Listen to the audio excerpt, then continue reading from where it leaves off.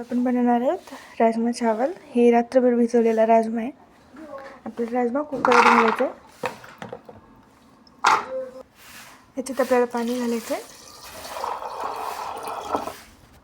ह्याच्यात 1 चमचा मीठ घालायचं आणि उकळायला ठेवायचं। ह्याच्यावर आपल्याला 3 ते 4 शिट्या मारून घ्यायच्यात। इथे 2 टमाट्याची आपल्याला पेस्ट बनवायची आहे। आता याची आपल्याला पेस्ट करायची आहे मिक्सरमधून। टमाट्याची पेस्ट झाली आहे। आता आपण कांद्याची पेस्ट करूत। चिरलेला कांदा त्याला मिक्सरमधून काढायचा आहे। अद्रक लसूण पण आपल्याला याच्यातच काढायचे मिक्स। तयार आहे। आता आपण राईस बनवतो। ते बासमती राईस भिजवायला ठेवायचे।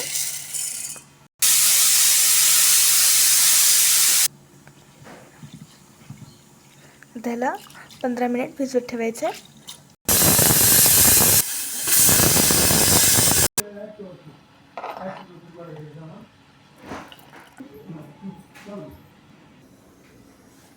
इथं कढई ठेवायची आपल्याला।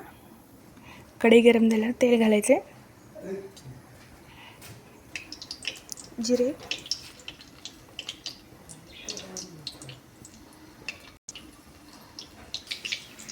कांद्याचं पेस्ट,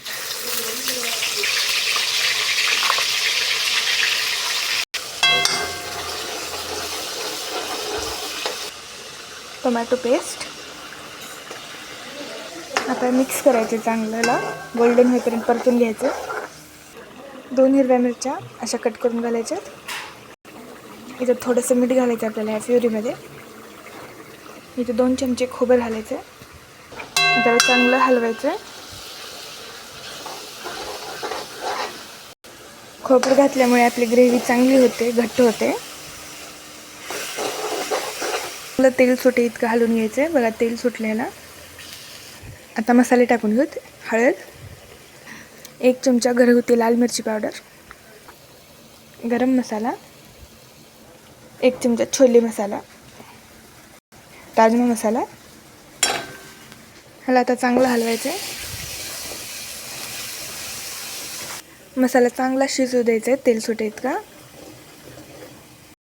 इथे आपल्याला पाण्यासहित राजमा घालायचा मध्ये। त्याला चांगली उकळी फुटू द्यायची आणि शिजून घ्यायचे। चांगलं शिजून घ्यायचं आहे राजमा। आता त्याच्यावर कोथिंबीर टाकायची। आता इथे आपण भात शिजायला घालायचं। थोडं तूप घालायचं मध्ये। तुपात ह्याच्यात जिरे घालायचे। जिरे तळल्यावर पाणी घालायचे। आता याला उकळी फुटू द्यायची चांगली। पाण्याला उकळी फुटल्यावर भात घालायचा मध्ये, भिजवलेले तांदूळ।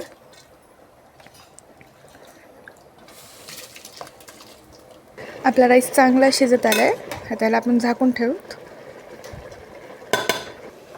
इथे आपला राजमा चांगला शिजून झालाय। चांगलं तेल सुटलंय।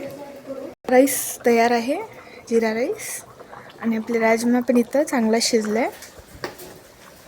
चला प्लेटिंग करूत।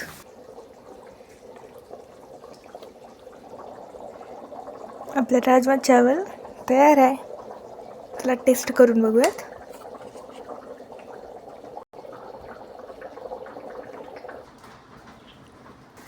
टेस्ट तर एकच नंबर झाले। तुम्ही पण असं ट्राय करा घरी। अशाच नवीन रेसिपीसाठी लाईक करा, शेअर करा आणि सबस्क्राईब करायला विसरू नका। तर चला भेटूया दुसऱ्या व्हिडिओमध्ये।